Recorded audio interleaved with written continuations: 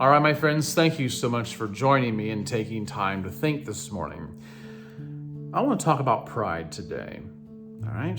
This could be a very touchy subject because pride basically has two different meanings, basically. And they're both quite the opposite from each other. I mean, they really couldn't be further apart. And how you feel at the end of this video may determine on where you see yourself, and whether you agree with me or not. But I hope that we can unpack this and make sense of it all and really take accountability for how we've conducted our lives where pride is concerned, because it is a very pivotal concept. Not too long ago, I quoted a man named Charles Caleb Colton. I'm going to do so here again today. Let's see what he had to say about pride. He said, "There is this paradox in pride. It makes some men ridiculous, but prevents others from becoming so."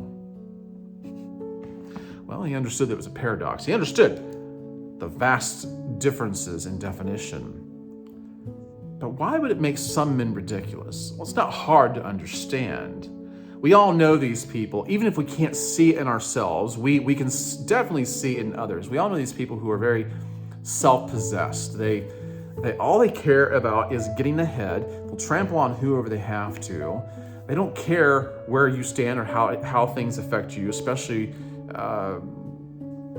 where it comes to them. I mean, all they're concerned about is getting more and getting everything that they want, meeting their own heart's desire to the abandonment of everyone else's. This really is the undoing not only of an individual, but of a society and of an entire nation. Okay? Unfortunately, we live in a time now where the whole entire world, it seems like, and I'm not fully convinced of this, but the whole entire world seems like we encourage that kind of pride. You know, it's all about you be whoever you want to imagine yourself to be, and damn the rest, right? We see it, we know that. But it's not good for a people. It's not good for a nation. And it's not even good locally, all the way down to your family, the family structure.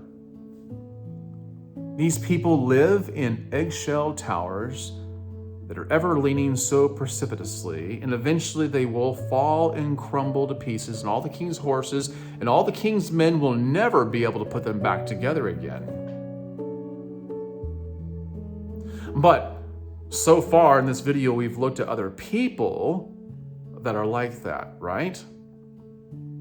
And these people are encouraging everyone else to do it, and they all get together and hold hands and kumbaya, and they act like they're friends, and they all love each other. But I have a really hard time believing that, because you can't get that many people so interested in their own selves who actually care that much. This is why I say they live in eggshell towers. It cannot sustain.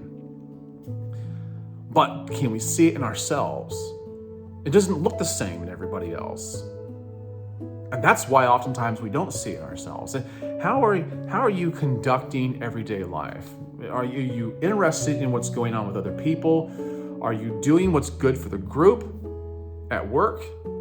Are you doing what's good for the family? Are you doing what's good for society? Right down to where you live? Are you doing what's good for the world? If everybody did what you do, how would things hold up? That's a good way of measuring things. And then there's the aspect of healthy pride. This is the notion of self-respect. In fact, it's the very behavior that the people over here think that they're exhibiting, but they only look ridiculous because it couldn't be more glaringly obvious that they're so full of hubris, this exaggerated sense of self.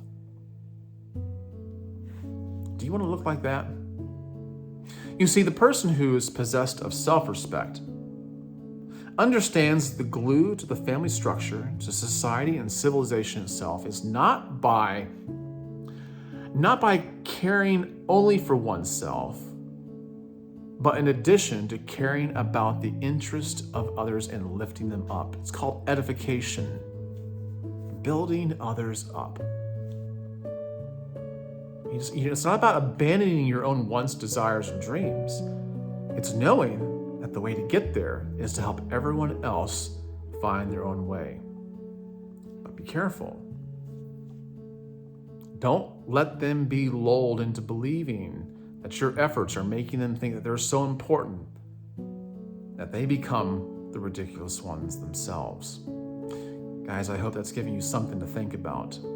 Ask yourself, where do you sit on the spectrum of pride? Where do you find yourself? Have you been fooling yourself for so long that you don't even distinguish the differences between healthy pride and harmful? All right, guys. I hope it's giving you a lot to think about. I'll catch you in the next one. Be wise.